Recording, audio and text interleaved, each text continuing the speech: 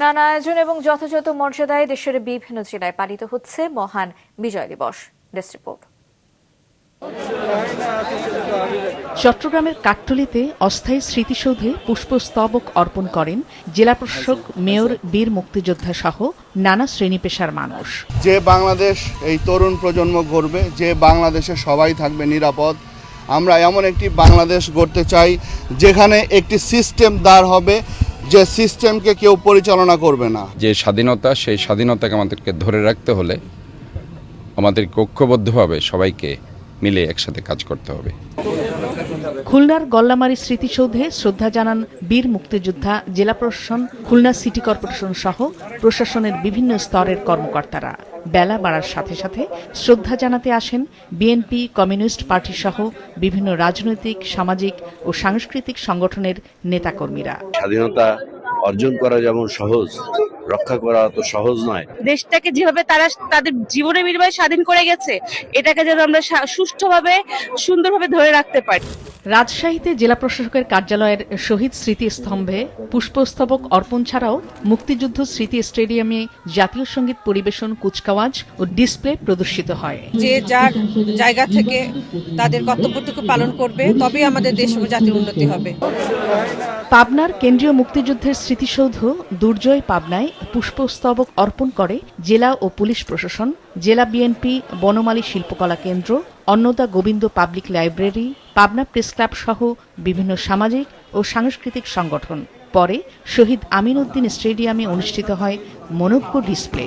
পরবর্তী প্রজন্ম যদি বিজয় দিবসের যে মূল্যবোধ এবং চেতনা সেটি না বুঝতে পারে এবং তারা যদি এটি তাদের জীবনে প্রতিফলিত করতে না পারে, তাহলে আমাদের যে বিজয় অর্জিত হয়েছে 1971 সালে সেটি প্রতিফলিত হবে না। জাতির সূর্য সন্তানদের ফুল দিয়ে শ্রদ্ধা জানানো হয় বরিশাল নগরীর 30 গোডাউন এলাকার বদ্ধভূমি স্মৃতিস্তম্ভে। একজন মা হিসেবে এটাই প্রত্যাশা করব, আমি যেন আমার সন্তানকে একটি নিরাপদ বাংলাদেশ উপহার দিতে পারি। আমি মুক্তিযোদ্ধাদের ফুল দিয়ে শ্রদ্ধা জানাতে এসেছি। আমার 54 বছর পরে আমরা আশাবাদী, মহান মুক্তিযুদ্ধের চেতনায় আমরা ইনশাআল্লাহ একটা সুন্দর সমৃদ্ধ বাংলা করতে পারবো।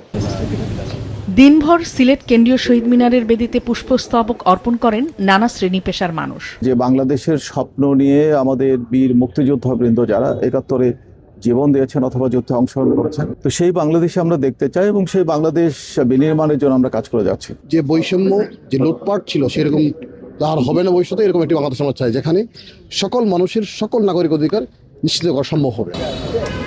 রংপুরের টাউন হল চত্বরের কেন্দ্রীয় শহীদ মিনারের জাতির শ্রেষ্ঠ সন্তানদের ফুল দিয়ে শ্রদ্ধা জানান বিভাগীয় কমিশনার, জেলা প্রশাসক, রংপুর মেট্রোপলিটন পুলিশ কমিশনার সহ বিভিন্ন প্রশাসনিক দপ্তরের কর্মকর্তা এবং সামাজিক ও সাংস্কৃতিক সংগঠন। এর আগে প্রথম প্রহরে শ্রদ্ধা জানায় বিভিন্ন রাজনৈতিক দল। আমরা যে স্বপ্ন নিয়ে দেশটাকে স্বাধীন করেছিলাম, আজকের এই বিজয়ের দিনে আমরা সেই স্বপ্ন যাতে পূরণ করতে পারি, সেটাই হোক আমাদের অঙ্গীকার। বিজয় দিবস উপলক্ষে শহীদদের স্বপ্ন অসাম্প্রদায়িক বাংলাদেশ স্লোগানে নারায়ণগঞ্জে খেলাঘর জেলা শাখার উদ্যোগে জাতীয় পতাকা মিছিল করে সংগঠনের সদস্য ও শুভানুধ্যায়ীরা। এদিকে দিনটি উপলক্ষে লক্ষ্মীপুর, নেত্রকোনা, নওগাঁ, নীলফামারী, কুমিল্লা ও ফেনীসহ বিভিন্ন জেলায় বিজয় মিছিল করেছেন জামায়াতে ইসলামের নেতাকর্মীরা। পটুয়াখালী জেলা ছাত্র দলের উদ্যোগে বের হয় বিজয় পতাকা মিছিল। বাধা আসবেই, কিন্তু বাধা আমাদের অতিক্রম করতে হবে এবং গত 54 বছর যাবত আমরা তাই করেছি।